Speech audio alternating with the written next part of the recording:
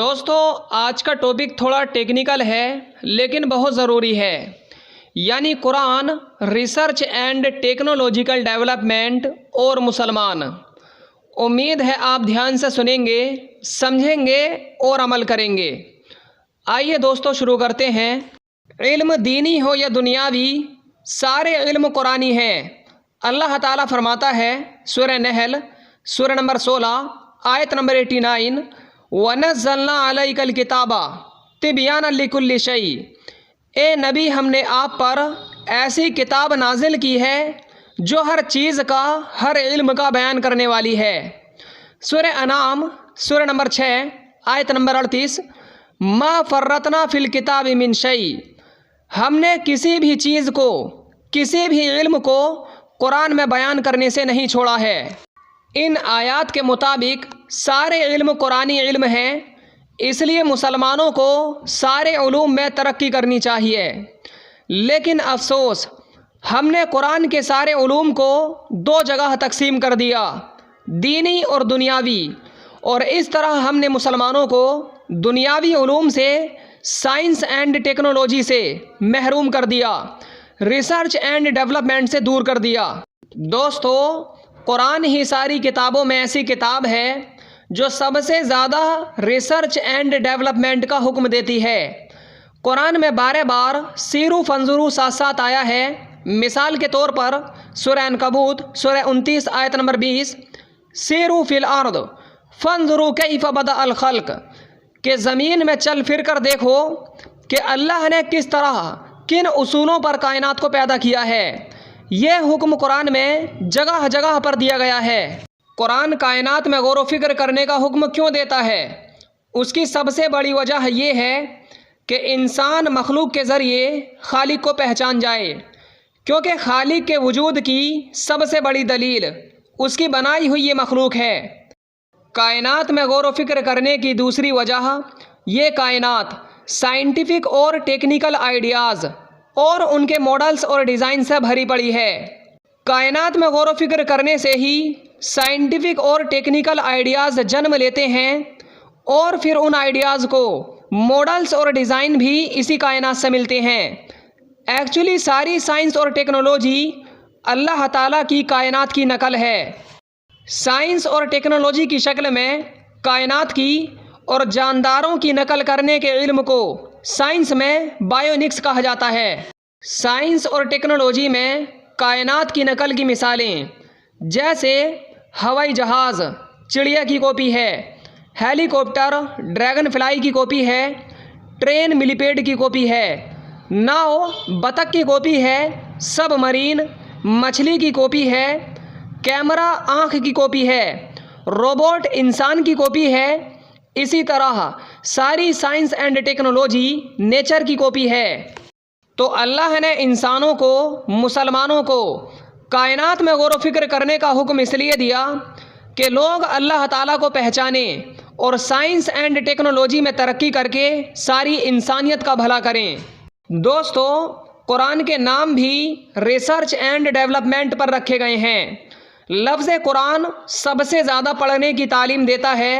लफ्ज़ फ़ुरक़ान चीज़ों का एनालिसिस करने की तालीम देता है, और एनालिसिस करना ही रिसर्च एंड डेवलपमेंट की बुनियाद है। दुनिया की तमाम किताबों में कुरान ही एक ऐसी किताब है जो सबसे ज़्यादा रिसर्च एंड डेवलपमेंट की तरगीब देती है। कुरान के हर सफ़े में आपको रिसर्च एंड डेवलपमेंट पर उभारने वाले अल्फाज ज़रूर मिलेंगे, जैसे सीरू, फंजुरू, यालमून, यफ़क़हून, यज़क्करून, यतदब्बरून, यतफ़क्करून। लेकिन अफसोस, रिसर्च एंड डेवलपमेंट पर उभारने वाली किताब के मानने वाले ही आज रिसर्च एंड डेवलपमेंट में सबसे पीछे हैं। मुसलमान आज तक research and development, science and technology की अहमियत को नहीं समझ पाए हैं। सबसे अच्छा बिजनेस, सबसे ज़्यादा फ़ायदा देने वाला बिजनेस रिसर्च एंड डेवलपमेंट ही है। अगर आप इस बिजनेस में इन्वेस्ट करोगे तो ये बिजनेस सबसे ज़्यादा प्रॉफिट देगा। दुनिया में सबसे ज़्यादा मालदार आदमियों की मालदारी का राज यही रिसर्च एंड डेवलपमेंट ही है। Elon Musk Bill Gates, Jeff Bezos, Mark Zuckerberg, इन सबको मालदार किसने बनाया? रिसर्च एंड डेवलपमेंट ने। जिस इंसान के पास रिसर्च एंड डेवलपमेंट होता है वो दुनिया पर राज करता है। जिस देश के पास रिसर्च एंड डेवलपमेंट होता है वो दुनिया पर हुकूमत करता है। दोस्तों ज़रा इस बात पर गौर करो, एक कुवैती दिनार 3.3 अमेरिकी डॉलर के बराबर है। एक कुवैती दिनार 372 जापानी करेंसी के बराबर है। यानी कुवैती करेंसी अमेरिका और जापान की करेंसी से ज़्यादा है। लेकिन फिर भी कुवैती दिनार या किसी भी मुस्लिम देश की कोई भी करेंसी बास्केट के अंदर नहीं है। क्यों?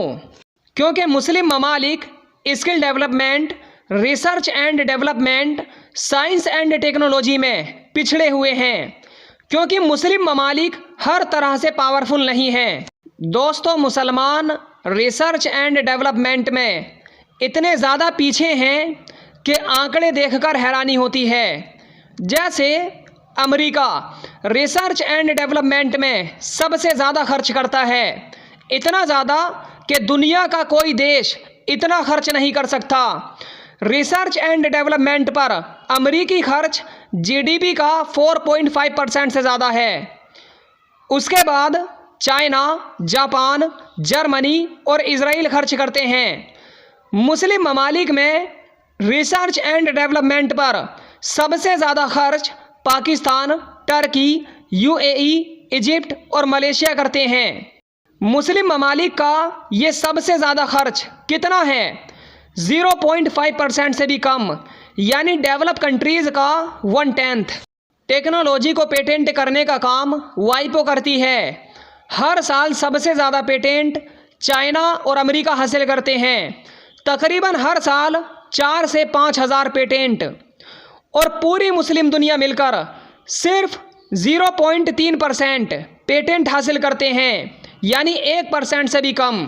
2003 में पूरी दुनिया में जो साइंटिफिक रिसर्च पेपर पब्लिश किए जाते थे उसमें सारे मुस्लिम ममालिक मिलकर सिर्फ 3% ही कंट्रीब्यूट करते थे।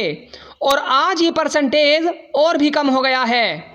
सारे मुस्लिम ममालिक में डेवलप कंट्रीज़ के मुकाबले रिसर्चर और साइंसदानों की तादाद 1/10 है। यानी रिसर्च एंड डेवलपमेंट में, साइंस एंड टेक्नोलॉजी में मुसलमानों का बहुत बुरा हाल है। आज जो मुस्लिम देश मालदार हैं या डेवलपमेंट कर रहे हैं उसकी वजह टूरिज़्म और नेचुरल रिसोर्सेज और रॉ मटेरियल को एक्सपोर्ट करना है, रिसर्च एंड डेवलपमेंट नहीं। दोस्तों इस वक्त दुनिया में 57 मुस्लिम देश हैं जो OIC के मेंबर भी हैं। हम उन सब को 3 कैटेगरी में बांटकर उनका जायज़ा ले सकते हैं कि ये सब रिसर्च एंड डेवलपमेंट में इतना पीछे क्यों हैं। नंबर 1, उन 57 देशों में से बहुत से देश सेल्फ रिलायंट और इंडिपेंडेंट नहीं हैं, इसलिए वो रिसर्च एंड डेवलपमेंट नहीं कर सकते। जैसे माली, ट्यूनिस, सोमालिया, सूडान। नंबर 2, उनमें से कुछ देशों के पास कैपिटल और रिसोर्सेज तो हैं लेकिन टेक्नोलॉजिकल स्किल और मैन पावर नहीं है, इसलिए वो रिसर्च एंड डेवलपमेंट नहीं कर सकते। जैसे सऊदी अरब, कुवैत, अल्जीरिया, यूएई। नंबर 3, उनमें से कुछ देशों के पास टेक्नोलॉजिकल स्किल और मैन पावर तो है लेकिन कैपिटल और रिसोर्सेज नहीं हैं, इसलिए वो रिसर्च एंड डेवलपमेंट नहीं कर सकते। जैसे Pakistan, Turkey, Egypt, Malaysia.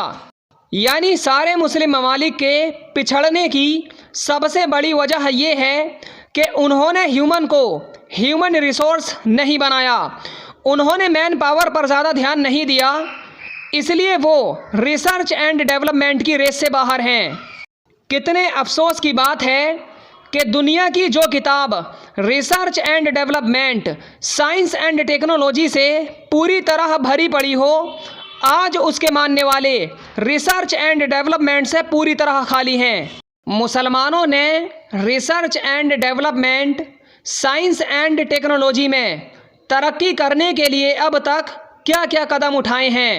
Research and development और साइंस एंड टेक्नोलॉजी के ज़रिए उम्मत के सोशो इकोनॉमिक डेवलपमेंट और वेल बीइंग के लिए सारे मुस्लिम ममालिक ने 7 अक्टूबर 2003 को मलेशिया में 3 दिन की कॉन्फ्रेंस की, जिसमें उन्होंने रिसर्च एंड डेवलपमेंट और साइंस एंड टेक्नोलॉजी में तरक्की करने के लिए कुछ टारगेट और एक्शन प्लान बनाए, जिनको विज़न 1441 के नाम से जाना जाता है। उनमें से कुछ टारगेट ये थे। नंबर 1, OIC ममालिक के ज़रिए एजुकेशन पर बजट को बढ़ाया जाएगा। नंबर 2, रिसर्च एंड डेवलपमेंट पर GDP का 1.4% खर्च किया जाएगा। नंबर 3, स्कूल, कॉलेज और यूनिवर्सिटीज़ को ज़्यादा से ज़्यादा बनाया जाएगा। नंबर 4, 1441 पर मिलियन वर्कफोर्स यानी रिसर्चर्स और साइंसदा बनाए जाएंगे। नंबर 5, सारे मुस्लिम ममालिक दुनिया का कम से कम 14% साइंटिफिक आउटपुट देंगे। नंबर 6, रिसर्च एंड डेवलपमेंट पर एक दूसरे की सपोर्ट करने के लिए $500 मिलियन का फंड बनाया जाएगा। नंबर 7, OIC ममालिक के ज़रिए इस बारे में हर साल कॉन्फ्रेंस की जाएगी। मेरे दोस्तों, इन सारे एक्शन प्लान और टारगेट को 2020 तक हासिल करना था और आज 2021 चल रहा है। आज तक इन टारगेट को हासिल नहीं किया जा सका है। इसी तरह की एक और कॉन्फ्रेंस जॉर्डन में हुई थी, डेड सी के साहिल पर, लेकिन उसका भी यही हाल है। मुस्लिम दुनिया अब तक रिसर्च एंड डेवलपमेंट में कोई ख़ास सुधार नहीं कर पाई है।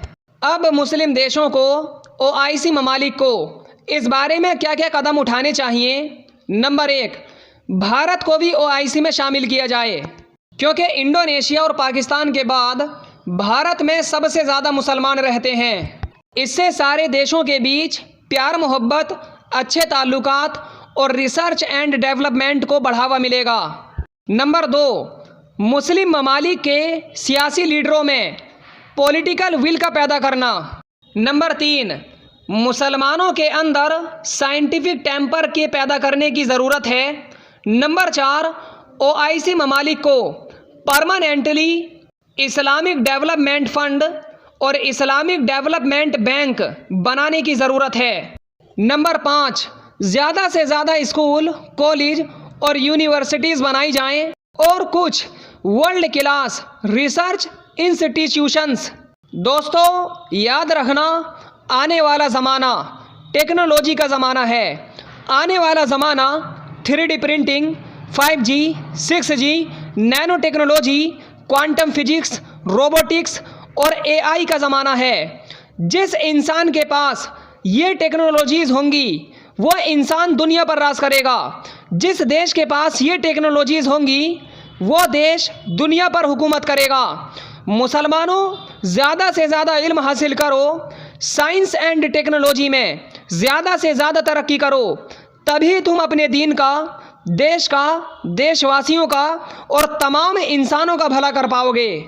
उम्मीद है मेरे दोस्तों, इस बारे में आपको काफ़ी कुछ मालूम हो गया होगा। दोस्तों, अगर आपके पास किसी भी बारे में कोई भी सवाल हो तो कमेंट करके हमें ज़रूर बताएं। मिलते हैं फिर दोस्तों। अस्सलामु अलैकुम।